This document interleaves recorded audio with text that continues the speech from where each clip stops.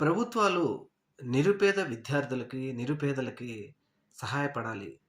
అలా అని పేద విద్యార్థులు చదువుకుంటున్నప్పుడు, ఆ విద్యార్థులకు ఫీజు రియంబర్స్‌మెంట్ కానీ, లేకపోతే ఉచితమైన పథకాలిస్తూ వారు చదువుకు వారు అత్యున్నత శిఖరాలకు ఎదగడానికి సహాయపడాలి గానీ, అలా కాకుండా వారికి పెట్టేటువంటి భోజనంలో కూడా నాసిరకం సరఫరా చేస్తున్నారంటే, ఈ ప్రభుత్వం ఏ విధంగా ఉందో ఆలోచించాలి.